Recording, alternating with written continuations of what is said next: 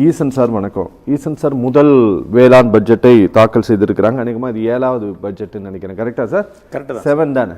7வது வேளாண் பட்ஜெட் தமிழ்நாடு சட்டப்பேரவையில் தாக்கலாகி இருக்கிறது. சார், இந்த பட்ஜெட்டில் ஒரு புதிய அரசாங்கம் அமைந்த பிறகு நீங்கள் எதிர்பார்த்ததை ஏதாவது இந்த பட்ஜெட் பிரதிபலித்திருக்கிறதா?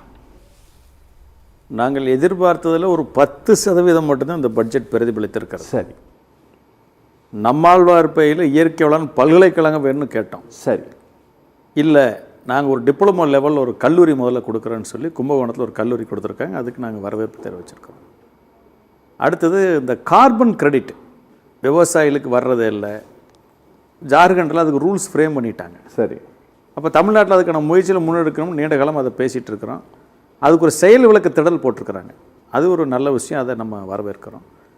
அடுத்தது ஏஐ இப்போது நிறைய கார்ப்பரேட் நிறுவனங்கள் வேளாண் சார்ந்த தொழில்நுட்பங்கள் உபகரணங்கள் இயந்திரங்களில் கொண்டு வந்துட்டாங்க. சரி. உழவன் செயலி. உழவன் செயலி. அப்புறம் எல்லாமே நாங்கள் ஏஐ பேஸ்டு கொண்டு வரேன்னு சொல்லி அதுக்கு ஒரு நிதி ஒதுக்கி இருக்கிறாங்க. இதெல்லாம் வரவேற்க வேண்டியது. அதே மாதிரி இயற்கை வேளாண்மைக்கு தொகுப்புகள் கொடுத்துருக்குறாங்க. பட் அது ரொம்ப குறைவான சதவீதமாக இருக்குது. ரெண்டாவது பார்த்திங்கன்னா, ஏற்கனவே இது திருத்தப்பட்ட நிதிநிலை அறிக்கை.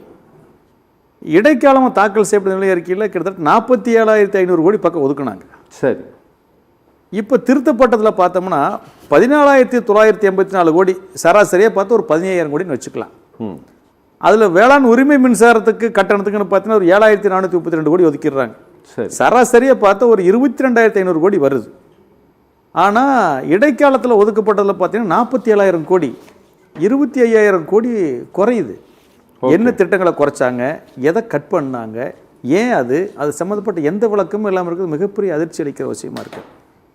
ரெண்டாவது பார்த்தீங்கன்னா, திட்டங்கள் எல்லாமே எங்களுக்கு உண்மையுமே சொன்னால் நாங்கள் எங்களுக்கு இந்த தார்பாய் வேண்டாம், மம்முட்டி வேண்டாம், டிராக்டர் வேண்டாம், உரம் வேண்டாம், மருந்து வேண்டாம், இது எதுலேயுமே தரம் இல்லை. இதெல்லாம் நீங்கள் கொடுக்கறத விட குறைவான விலையில் தரமாக சந்தையில் எங்களுக்கு கிடைக்கும், நாங்கள் வாங்கிக்கிறோம். சரி. இந்த ஊழல் மானிய பொருட்களை வேண்டாம்னு சொல்லி நீண்ட காலமாக கோரிக்கை வச்சுட்ருக்குறோம். தெலுங்கானாவில் ஏக்கருக்கு 20,000 உற்பத்தி மானியம் கொடுத்துட்ருக்காங்க. அதே மாதிரி தமிழ்நாட்டில் நீங்கள் ஒதுக்குற தொகைக்கு ஏக்கருக்கு 30,000 உற்பத்தி மானியமாக கொடுக்கலாம்னு சொன்னோம். தேர்தல் அறிக்கையில் கொடுத்துருக்காங்க. ஹெக்டேருக்கு 15,000 ரூபாய் விவசாய உரிமை தொகை தர்றோம்னு சொல்லியிருக்கிறாங்க. அது குறித்த அறிவிப்பே இல்லை. அடுத்தது பார்த்தீங்கன்னா, கரும்புக்கு 4,500 ரூபா டன்னுக்கு தர்றாங்க. அது குறித்த அறிவிப்பும் கிடையாது. சரி. நெல்லுக்கு 3,500 ரூபா குண்டாலுக்கு தர்றாங்க. அது குறித்த அறிவிப்பும் இல்லை. சரி. பாலுக்கு 44 ரூபா தருவோம்னு சொன்னாங்க. அது குறித்த அறிவிப்பும் இல்லை. அடுத்தது பார்த்தீங்கன்னா, இந்த எண்ணெய் வித்துக்கள், தேங்காய் எண்ணெய், நிலக்கடலை எண்ணெய் நாங்கள் கொள்முதல் பண்ணி ரேஷன் கடையில் கொடுப்போம்னு சொன்னாங்க. அது குறித்த அறிவிப்பும் இல்லை. ஒரு 10% அளவுக்கு வரவேற்பு, 90% அளவுக்கு எங்களுக்கு பெருத்த ஏமாற்றம் தான் அது. ஓகே சார், இந்த பட்ஜெட்டு அறிவிப்பதற்கு முன்பாக சங்கங்களை அழைத்து உங்களுடைய கோரிக்கைகள் என்ன, உங்களுடைய டிமாண்ட் என்ன அப்படிங்கிற மாதிரியான ஏதாவது கருத்து கேட்புகள் ஏதாவது நடைபெற்றதா சார்? 10 மாவட்டத்துக்கு ஒரு இடத்துல வச்சு கருத்துக்கள் கேட்டாங்க. மாண்புமிகு வேளாண்மைத்துறை அமைச்சர் வந்தார். ஓகே. மாநில அளவில் சென்னையில் வச்சு எல்லா சங்கங்களையும் கூப்பிட்டு கருத்து கேட்டாங்க. சரி, நல்லது. நேரடியாக நிறைய பேர் கருத்துக்களை கொண்டு போய் கொடுத்தாங்க. அந்த கருத்துக்கள் எதுவுமே கணக்கில் கொள்ளப்படலை, பட்ஜெட்டில் பிரதிபலிக்கவே இல்லை. ஓகே. கடந்த காலங்கள் எப்படி இருந்ததோ கருத்து கேட்பாங்க, வாங்கி பேப்பர் தூக்கி ஓரமாக வச்சுருவாங்க. அதே மாதிரி இந்த மாதிரி நடந்துருக்கு. ஏன்னா இப்போ கடன் கூட்டுறவு பயிர் கடன் தள்ளுபடின்னு இவங்களுக்கு கொடுத்த வாக்குறுதி. நாங்கள் எங்களோட கோரிக்கை என்னென்னு பார்த்தீங்கன்னா, விவசாயிகளை பொறுத்த வரைக்கும் தமிழ்நாட்டில் இருக்கிற 80 லட்சம் விவசாய குடும்பங்களுக்கும் ஒட்டுமொத்த கடன்களையும் தள்ளுபடி பண்ணுங்கிறத நாங்கள் கோரிக்கை வச்சோம். சரி. ஆனால் கூட்டுறவு சங்கங்களில் கடன் வாங்கியிருக்கிறது 22 லட்சம் விவசாயிகள் தான். இவங்க தள்ளுபடியில் வெறும் 14 லட்சம் விவசாயிகள் தான் பயன்படுறாங்க. அதில் கூட 5 ஏக்கர் முழுசு, 5 ஏக்கருக்கு மேலே இருந்தால் பாதின்னு சொன்னவங்க 50,000, 75,000, 5,000, 30,000 சொல்கிறாங்க. குறைஞ்சபட்சம் விவசாயிகளுக்கு கொடுத்த வாக்கு நிறைவேற்றுங்க. கடந்த 13 வருஷமாக தமிழ்நாட்டு விவசாயி லாபத்தையே பார்க்கலன்னு சென்ட்ரல் ஸ்டாட்டிஸ்டிக்ஸ் டிபார்ட்மெண்ட் மிக தெளிவாக சொல்கிறாங்க. லாபத்தையே பார்க்காத விவசாயிகள் எப்படி கடனை திருப்பி செலுத்த முடியும்? கடனை வாங்கி மேலே மேலே காட்டிகிட்டு இருக்கிறோம். ஏதாச்சும் ஒரு குடும்ப செலவுகள், கல்வி செலவுகள்லாம் தாங்க முடியாமல் நிலத்தை 1/2 ஏக்கர் 1 ஏக்கர் விற்று 4 வருஷம் 5 வருஷத்துக்கு வரைக்கும் குடும்பங்கள் நடந்துட்டு இருக்குது. ஒவ்வொரு பயிரும் எங்களுக்கு நஷ்டத்தில் போயிட்டு தான் இருக்குது. உழுதவங்க கணக்கு பார்த்தா உலகத்தை விட மிஞ்சாதுங்கிறது தான் பழமொழியாக இருந்தாலும் உண்மையிலும் அப்படி தான் இருக்குது. ஒவ்வொரு இப்போ பார்த்தீங்கன்னா, மாம்பழத்துக்கு மார்க்கெட் இன்டர்வென்ஷன் ஸ்கீம் கொண்டு வந்திருக்கிறாங்க.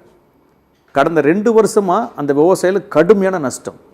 பக்கத்தில் கர்நாடகாவும் ஆந்திராவும் பார்த்தீங்கன்னா ஏற்கனவே அந்த மார்க்கெட் இன்டர்வென்ஷன் ஸ்கீமில் கிலோவுக்கு 4 ரூபா வாங்கி விவசாயிகள் கொடுத்துட்ருக்குறாங்க. சரி.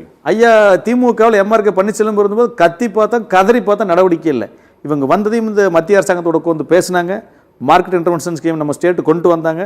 கொண்டு வரும்போது பருவம் முடிஞ்சு போச்சு, அடுத்த வருஷம் அமல்படுத்துறேன்னு சொல்லிட்டாங்க. இந்த வருஷம் கடுமையான நஷ்டம். உற்பத்தி அளவை கணக்கு வச்சு அந்த விவசாயிகளுக்கு கொடுத்துருக்கலாம். அந்த விவசாயம் நடந்து பார்த்தாங்க, நாங்களும் வேளாண்துறை அமைச்சர்கிட்டலாம் பேசினோம், கடைசியில் பார்த்து அதிகாரிகள் ஒத்துழைக்கவே இல்லை. என்னவா இருக்குன்னு பார்த்தீங்கன்னா, அரசியல் மாற்றங்கள் தமிழ்நாட்டில் வந்திருக்கு. தேர்தலில் 2 ஆட்சி கழகம் வேண்டாம்னு புதிய மாற்றத்தை எல்லாரும் சேர்ந்து கொண்டு வந்தாங்க. ஆனால் அதிகாரிகள் மாறவே இல்லை. அதே அதிகாரிகள் அவங்களோட பட்ஜெட் அப்படியே நீட்சி அப்படியே இருக்குது. இப்போது மக்களுடைய பிரதிநிதியாக சட்டமன்ற உறுப்பினர் தேர்ந்தெடுக்கிறோம், அவர்கள் அமைச்சராக பொறுப்பெடுக்கிறாங்க. அவர்கள் எங்களுடைய பிரதிநிதியாக கொண்டு போய் எங்களுடைய கோரிக்கைகளை, எங்களுக்கு தேவையான திட்டங்களை வந்து பட்ஜெட்டில் கொண்டு வரணும், அதிகாரோட ஆலோசனை பண்ணணும். செயல்படுத்துகிற வேலை நிர்வாகத்தோடது. இங்கே நிர்வாகம் பண்ணணும்னா பாலிசி டிசிஷன் நிர்வாகம் எடுக்குது, இவங்க வந்து அதை எங்கள்கிட்ட காம்ப்ரமைஸ் பண்ணுறாங்க. இதுதான் மிகப்பெரிய பிரச்சனையாக இருக்குது. ஓகே.